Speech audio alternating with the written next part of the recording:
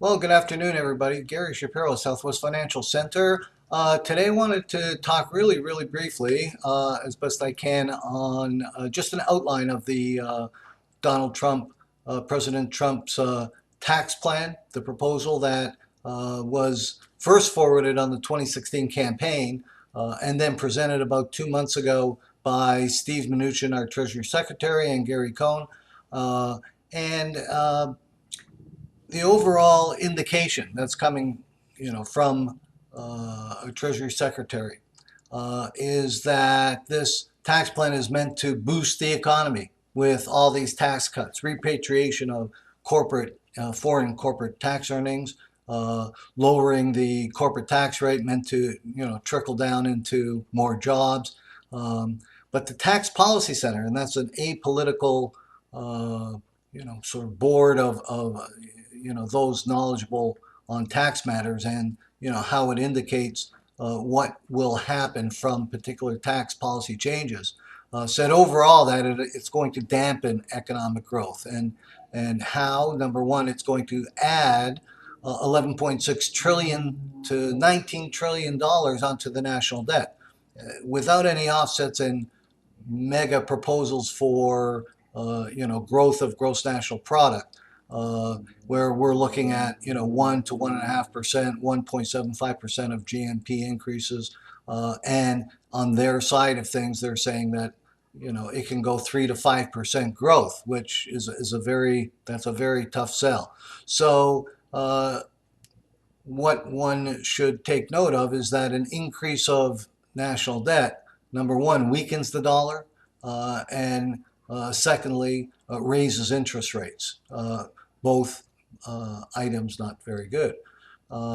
So, further to their, one-page synopsis that they held up at a press conference, Steve Mnuchin, our Treasury Secretary, wouldn't answer any questions specifically to the indications of possibly raising national debt on this proposal.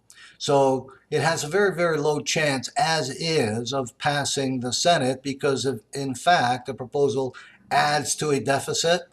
It takes 60 votes to pass in the Senate. So, in order, for anything of this nature to move forward, Republicans need to find a way to offset lost revenue. Well, that's why we're kind of mired in this, sort of quote unquote healthcare bill, because almost $1 trillion of this healthcare bill is formatted by, extricating dollars gone to Medicaid, of almost $1 trillion being extricated from there. So they need that as a stepping stone in order to move on to any tax plan of theirs. So also, further, Tax Policy Center says the average American family will see after-tax income of about $760. Sounds great. The average American family, $760 increase. But actually, the top 1% will see incomes rising by $175,000. So there's quite the disparity, and again, that's going to be a very hard sell. The other thing is that just came out in the last day, the number of Americans facing a tax increase by way of the Trump tax plan. So there's two things. In red, it's the most conservative estimate, and the most reasonable estimate is in blue. And the most reasonable estimate is that over 35 million families will face a tax increase. So take a look at that, and that is on the right side of your screen. Adults and children on the left side.